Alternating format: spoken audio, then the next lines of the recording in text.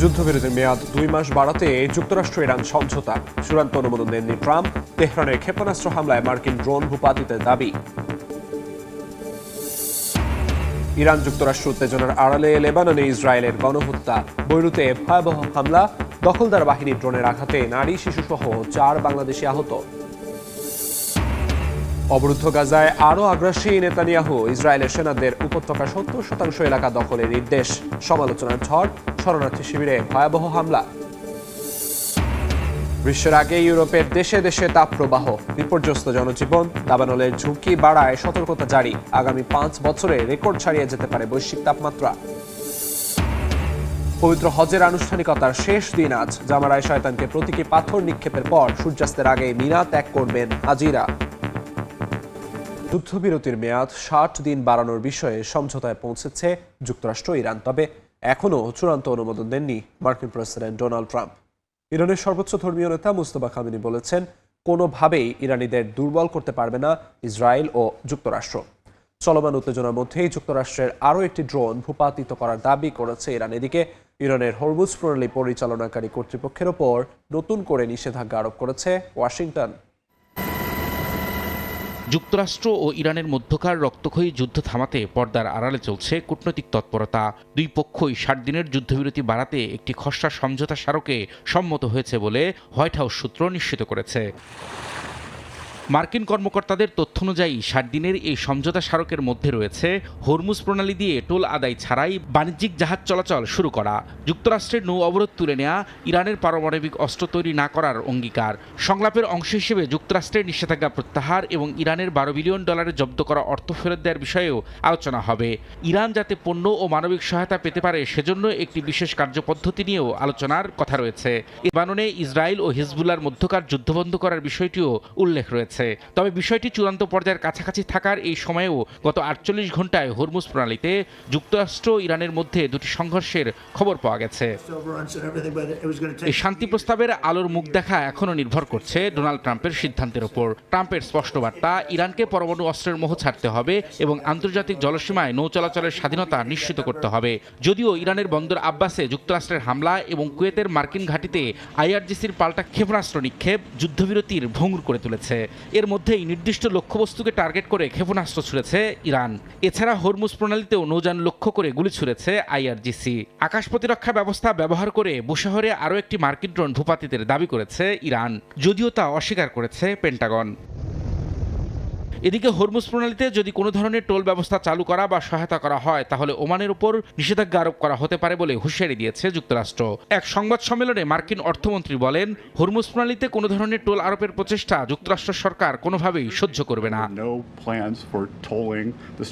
যুক্তরাষ্ট্রের হামলা ঠেকাতে নতুন আকাশ প্রতিরক্ষা ব্যবস্থা ব্যবহারের দাবি করেছে ইরান। তেহরানের দাবি, আরশিক আমঙ্গির নামের একটি নতুন ও স্থানীয় প্রযুক্তির আকাশ প্রতিরক্ষা ব্যবস্থা দিয়ে ভূপাতিত করা হয় মার্কিন MU-9 রিপার ড্রোন। বিশ্লেষকরা বলছেন, যুক্তরাষ্ট্র ইসরায়েলের কয়েক মাসের হামলার পরও নিজেদের প্রতিরোধ ক্ষমতা ধরে রেখেছে ইরান। ইরানের আধা সরকারি সংবাদ মাধ্যম ফার্স নিউজ এজেন্সি জানিয়েছে, হরমুজ প্রণালীর কিশ দ্বীপের কাছে একটি শত্রুভাবাপন্ন মার্কিন নজরদারি ড্রোন ভূপাতিত করা হয়েছে। নতুন এই প্রতিরক্ষা ব্যবস্থার নাম দেওয়া হয়েছে পারস্য পুরাণের বীর আরাসের নাম অনুসারে। তেহরানের দাবি, নতুন এই প্রতিরক্ষা ব্যবস্থা রাডার ফাঁকি দেওয়া বা স্টেলথ প্রযুক্তি শনাক্ত করার গোপন সক্ষমতা রয়েছে। ড্রোন ভূপাতিত করার এই ঘটনা এমন এক সময় ঘটল যখন বন্দর আব্বাসের কাছে ইরানের সামরিক ঘাঁটিতে হামলার জবাবে পাল্টা মার্কিন বিমান ঘাঁটিতে হামলার দাবি করেছে আইআরজিসি।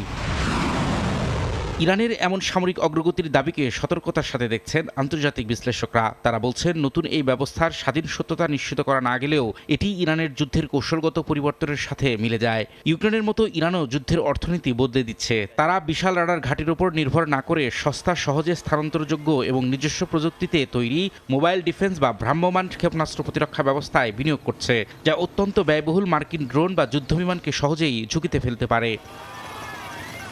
নিরাপত্তা বিশ্লেষকদের মতে, আরাশি কামানগির কোনো বৈপ্লবিক নতুন অস্ত্র নয়, বরং এটি ইরানের কম খরচের মোবাইল এয়ার ডিফেন্স কৌশলেরই একটি অংশ। এটি সম্ভবত প্রথাগত রাডারের পরিবর্তে ইলেকট্রো অপটিক্যাল বা হিট সিকিং গাইডের মাধ্যমে কাজ করে, যা দ্রুত লুকিয়ে ফেলা এবং পুনর্স্থাপন করা সম্ভব। বিশেষজ্ঞরা বলছেন পশ্চিমা দেশগুলো প্রায় নিজেদের মানদণ্ডে ইরানের ক্ষেপণাস্ত্রের কার্যকারিতার পরিমাণ ভুল করে ফেলে, কিন্তু তেহরানের মূল কৌশল হলো প্রযুক্তিগত শ্রেষ্ঠত্ব নয়, বরং যে কোনো পরিস্থিতিতে টিকে থাকার সক্ষমতা এবং গতিশীলতা। যদিও মার্কিন ও ইসরায়েলি হামলায় ইরানের মূল আকাশ প্রতিরক্ষা নেটওয়ার্ক এবং রাশিয়ার দেয়া S-300 ক্ষেপণাস্ত্র ব্যবস্থার বড় ক্ষতি হয়েছে, তবুও নতুন করে মার্কিন ড্রোন ভূপাতিত করার ঘটনা প্রমাণ করে যে তেহরানের প্রতিরোধ ক্ষমতা একেবারে শেষ হয়ে যায়নি। ইরানের যে পারমাণবিক কর্মসূচি নিয়ে মার্কিন প্রেসিডেন্ট ট্রাম্পের এত আপত্তি, তার ভিত্তি গড়েছিল যুক্তরাষ্ট্রই। শাহ আমলের আধুনিক ইরান গড়ার প্রকল্পে যুক্তরাষ্ট্র, ইউরোপ, এমনকি ইসরায়েলও ছিল তেহরানের ঘনিষ্ঠ সহযোগী। কিন্তু 1979 সালের ইসলামী বিপ্লবের পর একই কর্মসূচি পশ্চিমা বিশ্বের চোখে পরিণত হয় সবচেয়ে বড় নিরাপত্তা হুমকিতে। ইরানের পারমাণবিক কর্মসূচি নিয়ে ঘোর আপত্তি যুক্তরাষ্ট্রের। তবে এ কর্মসূচির শুরু খামেনি প্রশাসনের হাত ধরে নয়, বরং মার্কিন মিত্র শাহ মোহাম্মদ রেজা পাহলিভির আমলে এর ভিত রচনা হয়। 50-এর দশকে যুক্তরাষ্ট্রের শান্তির জন্য পরমাণু কর্মসূচির আওতায় তেহরানের সঙ্গে পারমাণবিক সহযোগিতা শুরু করে ওয়াশিংটন। 1967 সালে যুক্তরাষ্ট্র ইরানকে প্রথম গবেষণা রিয়্যাক্টর সরবরাহ করে। একই সঙ্গে ব্রিটেন, ফ্রান্স, পশ্চিম জার্মানি, ইতালি ও ইসরায়েলের বিশেষজ্ঞরাও ইরানের পারমাণবিক অবকাঠামো গড়ে তুলতে ভূমিকা রাখেন। শাহের লক্ষ্য ছিল ইরানকে দ্রুত শিল্পোন্নত রাষ্ট্রে রূপান্তর করা। পারমাণবিক শক্তিকে তিনি দেখতেন আধুনিকায়ন, জ্বালানি নিরাপত্তা এবং জাতীয় মর্যাদার প্রতীক হিসেবে। দক্ষিণাঞ্চলের বুশেহরে পারমাণবিক বিদ্যুৎ কেন্দ্র নির্মাণ শুরু হয় জার্মানির সহযোগিতায়। ইরান 1970 সালে পারমাণবিক অস্ত্র বিস্তার রোধ চুক্তি বা NPTর অনুমোদন করে। তবে 1979 সালের ইসলামী বিপ্লব পুরো সমীকরণ বদলে দেয়। পশ্চিমা বিশেষজ্ঞরা ইরান ছেড়ে চলে যান, স্থগিত হয় বহু প্রকল্প, কিন্তু অবকাঠামো ও প্রশিক্ষিত বিজ্ঞানীরা থেকে যান। ইরান ইরাক যুদ্ধের সময় বারবার হামলার শিকার হয় বুশেহর প্রকল্প। এরপর ধীরে ধীরে তেহরান নিজস্ব সক্ষমতায় পারমাণবিক প্রযুক্তি এগিয়ে নিতে শুরু করে। পশ্চিমা চাপের মুখে ইউরোপীয় দেশগুলো সরে গেলেও রাশিয়া, চীন ও পাকিস্তানের সঙ্গে সহযোগিতা বাড়ায় ইরান। 2002 সালে নাতাঞ্জ ও আরাকের গোপন স্থাপনার তথ্য প্রকাশ্যে আসার পর ইরানের পারমাণবিক কর্মসূচি বৈশ্বিক সংকটে পরিণত হয়। যুক্তরাষ্ট্র ও ইসরায়েল অভিযোগ তোলে তেহরান গোপনে অস্ত্র সক্ষমতার দিকে এগোচ্ছে, যদিও ইরান বরাবরই দাবি করে এসেছে তাদের কর্মসূচি শান্তিপূর্ণ। বিশ্লেষকদের মতে আজকের সবচেয়ে বড় ঐতিহাসিক বিদ্রূপ হলো যে পারমাণবিক কর্মসূচিকে এখন ধ্বংস করতে চাইছে ওয়াশিংটন ও তেল আবিব, তার ভিত্তি করতে একসময় তারাই সক্রিয় ভূমিকা রেখেছিল। বিশ্বের প্রতি 13টি দেশের একটি বর্তমানে রয়েছে মার্কিন প্রেসিডেন্ট ডোনাল্ড ট্রাম্পের যুদ্ধের হুমকিতে। মানে বিশ্বের মোট জনসংখ্যার প্রতি 11 জনের মধ্যে একজনকে যুদ্ধের ঝুঁকিতে ফেলেছেন তিনি। মার্কিন প্রেসিডেন্টের এমন বৈরী পররাষ্ট্রনীতি এখন আন্তর্জাতিক মহলে এক নতুন বিতর্কের জন্ম দিয়েছে। নতুন করে বন্ধুরাষ্ট্র ওমানের ওপর ট্রাম্পের হুমকির পরেই নেটিজেনদের মধ্যে উঠেছে সমালোচনার ঝড়। বিশ্বের অন্যতম গুরুত্বপূর্ণ ও সংবেদনশীল নৌপথ হরমুজ প্রণালী। প্রতিদিন বিশ্ববাজারের প্রায় 20% জ্বালানি তেল এই রুট দিয়ে পরিবাহিত হয়। গত ফেব্রুয়ারির শেষ দিক থেকে শুরু হওয়া মার্কিন, ইসরায়েল ও ইরান যুদ্ধের জেরে অচল হয়ে পড়ে এই প্রণালী। সম্প্রতি ইরানি গণমাধ্যমে খবর আসে, ওমানকে সঙ্গে নিয়ে এই আন্তর্জাতিক জলসীমার উপর নিয়ন্ত্রণ প্রতিষ্ঠা এবং শুল্ক আদায়ের একটি খসড়া চুক্তি করেছে তেহরান। এই খবরটি সামনে আসতেই ক্ষোভে ফেটে পড়েন মার্কিন প্রেসিডেন্ট। হোয়াইট হাউসে মন্ত্রিসভার বৈঠকে ট্রাম্পকে এ বিষয়ে প্রশ্ন করা হলে তিনি অত্যন্ত কঠোর ভাষায় ওমানকে সতর্ক করেন। বলেন, হরমুজ প্রণালী সম্পূর্ণ আন্তর্জাতিক জলসীমার একটি অংশ এবং এটি সবার জন্য উন্মুক্ত থাকবে। কোনো দেশকে এর নিয়ন্ত্রণ নিতে দেয়া হবে না। ওমানকে অন্য সবার মতোই নিয়ম মেনে চলতে হবে, অন্যথায় তাদের উড়িয়ে দেয়া হবে বলে হুঁশিয়ারি দেন ট্রাম্প। যুক্তরাষ্ট্রের 200 বছরের পুরনো বিশ্বস্ত কৌশলগত মিত্রের বিরুদ্ধে ট্রাম্পের এমন আকস্মিক যুদ্ধংদেহী মনোভাব মার্কিন প্রশাসন ও বৈশ্বিক গণমাধ্যমকে স্তম্ভিত করে দিয়েছে। আন্তর্জাতিক বিশ্লেষকদের একটি অংশ ধারণা করছেন 79 বছর বয়সী ট্রাম্প হয়তো ভুলবশত ইরানের জায়গায় ওমানের নাম উচ্চারণ করেছেন, কারণ এর আগেও তিনি ইরানের সঙ্গে ভেনেজুয়েলাকে গুলিয়ে ফেলেছিলেন। তবে তাৎক্ষণিকভাবে হোয়াইট হাউস কিংবা মার্কিন পররাষ্ট্র দপ্তর ট্রাম্পের এই বক্তব্যের কোনো ব্যাখ্যা দেয়নি। সামাজিক মাধ্যমে তার বক্তব্যের মূল ভিডিও এবং অনুলিপি প্রকাশ করেছে। এই ঘটনাটি মূলত ট্রাম্পের সুপরিচিত ম্যাডম্যান থিওরি বা খামখেয়ালি পররাষ্ট্রনীতিরই বহিঃপ্রকাশ, যা দিয়েই তিনি প্রতিপক্ষকে তটস্থ রাখতে ভালোবাসেন। সবশেষ পরিসংখ্যান অনুযায়ী ডোনাল্ড ট্রাম্প তার 2 মেয়াদে বিশ্বের অন্তত 15টি দেশকে হয় আক্রমণ করেছেন নয়তো আক্রমণের হুমকি দিয়েছেন, যা বিশ্বের মোট জনসংখ্যার প্রতি 11 জনের মধ্যে একজনকে যুদ্ধের ঝুঁকিতে ফেলেছে। মানে বিশ্বের 13টি দেশের একটি দেশ বর্তমানে রয়েছে মার্কিন প্রেসিডেন্ট ডোনাল্ড ট্রাম্পের যুদ্ধের হুমকিতে। শান্তি চুক্তির আলোচনার মধ্যেই ওমানকে দেয়া এই নজিরবিহীন হুমকি মধ্যপ্রাচ্যের চলমান যুদ্ধ পরিস্থিতিকে আরও জটিল এবং জ্বালানি বাজারকে নতুন করে অস্থিতিশীল করে তুলবে কিনা সেটাই দেখার বিষয় বলে মনে করেন বিশ্লেষকরা। ইরান যুক্তরাষ্ট্র উত্তেজনার আড়ালে লেবাননে রীতিমতো গণহত্যা চালাচ্ছে দখলদার ইসরায়েল।